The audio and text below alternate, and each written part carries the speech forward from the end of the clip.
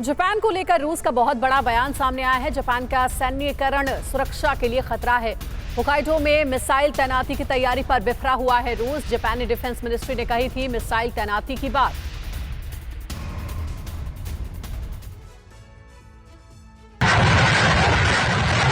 रूस और यूक्रेन की जंग ने 10 महीनों तक दुनिया को दहला रखा है। अब खतरा नया वॉर फ्रंट खुलने का मंडराने लगा है।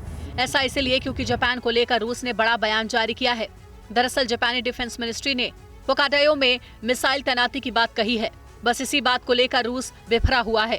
ऐसे में जापान के सैन्यीकरण को मॉस्को ने सुरक्षा के लिए खतरा बताया है।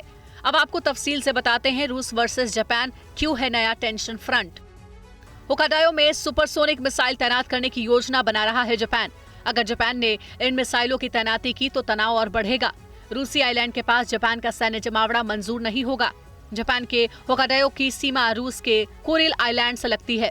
रूस ने कहा पूरे एशिया पैसिफिक के लिए ठीक नहीं होगा, यानी आने वाले दिनों में टकराव बढ़ जाए तो हैरानी नहीं होगी। और पैसिफिक सी में चीन जापान के बीच टेंशन हाई है। जापान ने पैसिफिक सी में मिलिट्री एयरक्राफ्ट तैनात किया है।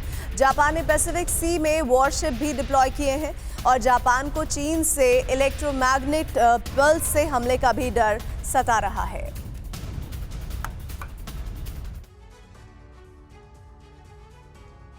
क्या नए साल में पैसिफिक सी नया वॉर फ्रंट बनने वाला है? ये सवाल इसलिए उठ रहे हैं क्योंकि यहाँ चीन और दूसरे देशों के बीच टेंशन लगातार बढ़ता ही जा रहा है।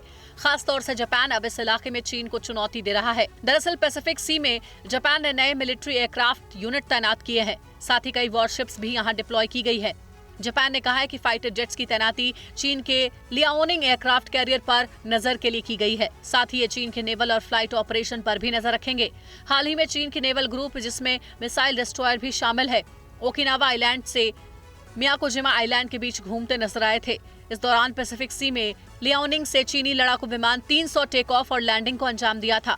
दरअसल जापान को आशंका है कि चीन इस इलाके से इलेक्ट्रोमैग्नेटिक पल्स स्ट्राइक कर सकता है। जापान रिपोर्ट्स के मुताबिक चीन के टारगेट पर जापान का इलेक्ट्रोमैग्नेटिक सिस्टम है।